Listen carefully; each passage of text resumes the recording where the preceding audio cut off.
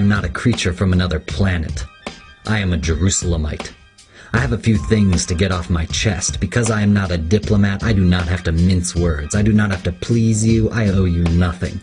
You did not build this city. You did not live in it. You did not defend it when they came to destroy it. And we will be damned if we will let you take it away.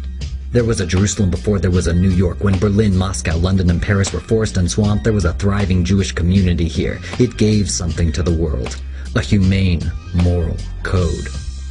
Here the prophets walked, their words flashing like forked lightning. Here are people who wanted nothing more than to be left alone, fought and died on the battlements, and finally led away into captivity, swore that before they forgot Jerusalem, they would see their tongues cleave to their palates, their right arms wither. For 2 pain-filled millennia we pray daily to return to this city. On every Yom Kippur and Passover we fervently voice the hope that next year would find us in Jerusalem. Your inquisitions, pogroms, expulsions, the ghettos into which you jammed us, your forced baptisms, your genteel anti-Semitism, and the final unspeakable horror, the Holocaust, and worse, your terrifying disinterest in it. All these have not broken us. Do you think that you can break us now?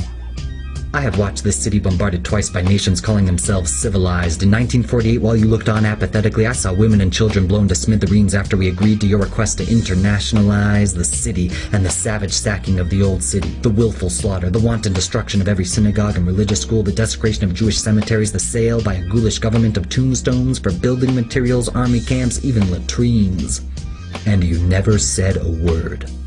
You never breathed the slightest protest when the Jordanians shut off the holiest of our places, the Western Wall. Not a murmur came from you whenever the legionnaires opened fire upon our citizens from behind the walls. And 20 years later, when the Arabs unleashed a savage, unprovoked bombardment of the Holy City again, did any of you do anything?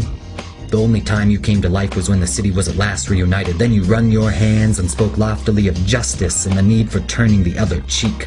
For the first time since the year 70, there is now complete religious freedom for all in Jerusalem. For the first time since the Romans put a torch to the temple, everyone has equal rights. We loathe the sword, but it was you who forced us to take it up. We crave peace, but we are not going back to the peace of 1948 as you would like us to. We are home. It has a lovely sound for a nation you have willed to wander over the face of the globe. We are not leaving. We are redeeming the pledge made by our forefathers. Jerusalem is being rebuilt next year, and the year after, and after, and after, until the end of time. In Jerusalem.